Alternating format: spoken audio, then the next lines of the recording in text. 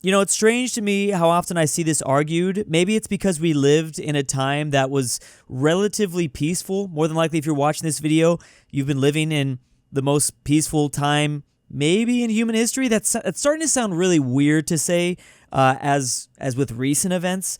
But since the Cold War, it was pretty chill, and maybe there was as a little bit of an argument to have gotten rid of the military or to have massively downsized the military after the U.S.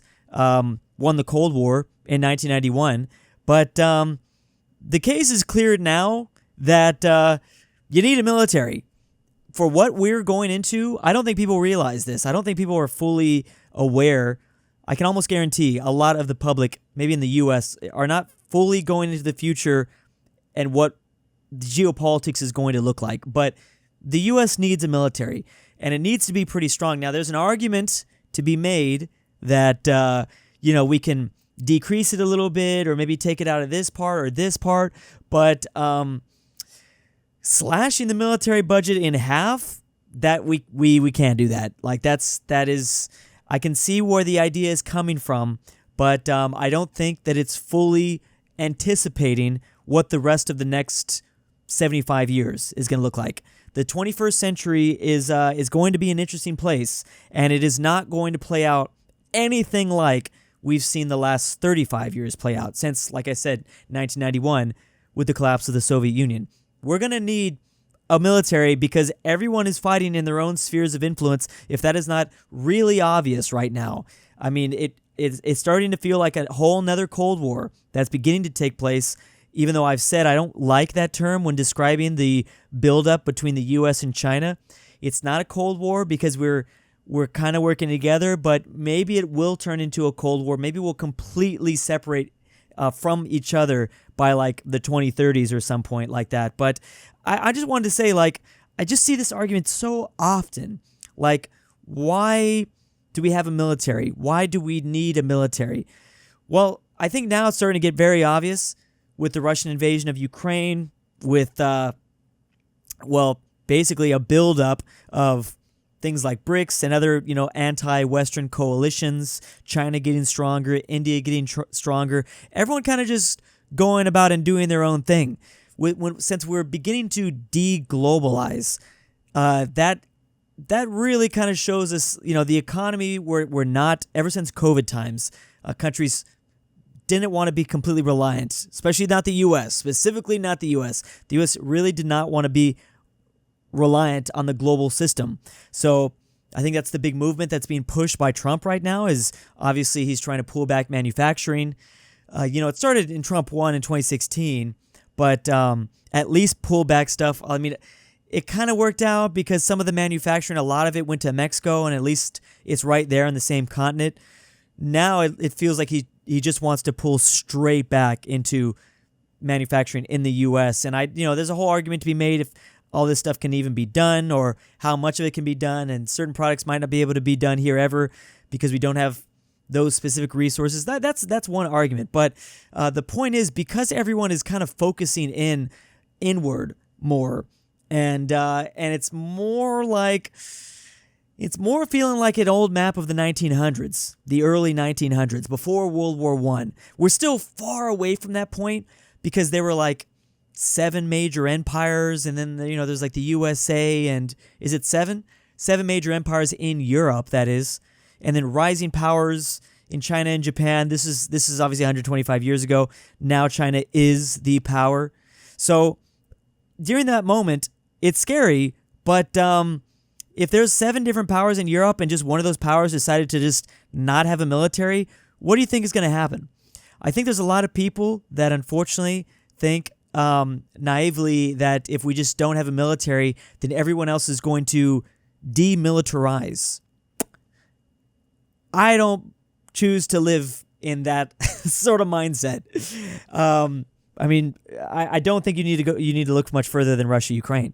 If the U.S. randomly is like, hey, we're going to just delete the whole military, the Navy, the Army, the Air Force, the Space Force, the cyber stuff we got going on, we're just going to slash the budget to zero and push that into other things. Sounds nice. And I think the theory is that everyone's going to do that. Again, maybe there's an argument in the 90s when things were pretty chill that we could have done that. Maybe when it was just a U.S. number one power and that's it. That's it. Maybe we could have done that then or heavily slashed it. But we are so far from that. We are so far from, I mean, here's the thing. This is more normal in history. What we're living in right now is way more normal than, more than likely, anything that we've experienced in our lifetime, with just the U.S. being in complete control. Now this is getting, and it's still not even normal. It's not even what we're supposed to be at 2025 here, because right now it's just like the U.S. and China, and then there's like these rising powers. But I'm thinking by 2035, 2040, that's what the normal will probably be. So you're having powers out of India grow. You're seeing, well, we'll see what happens to Russia. I'm not even sure what's going to happen to Russia.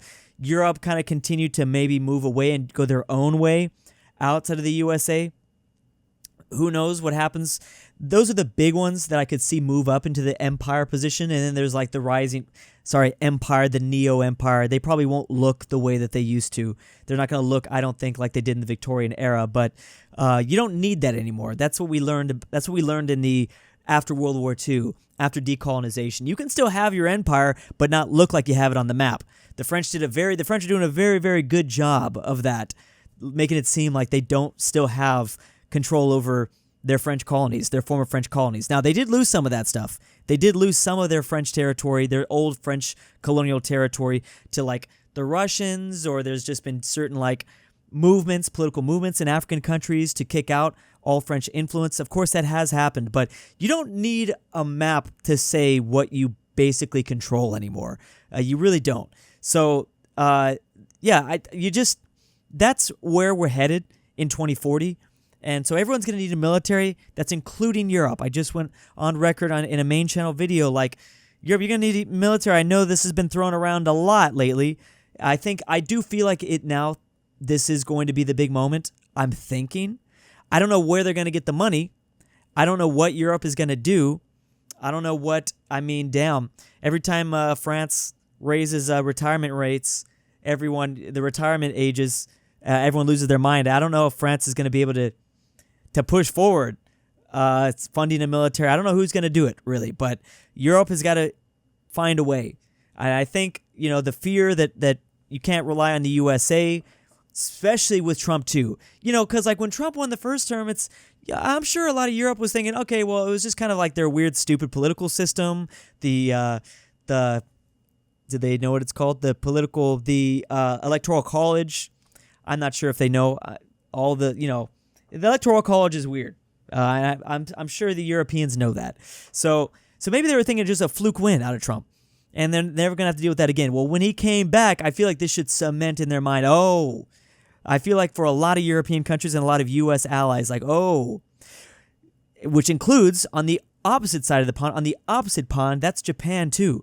You do see a lot of movement from these countries, the anti-China movement out of Japan, South Korea, the Philippines, Vietnam, Australia. You have a lot of these powers that are surrounding China, and they're fearful of what the U.S. is going to do, and if the U.S. is just going to pull back. Taiwan is another big one.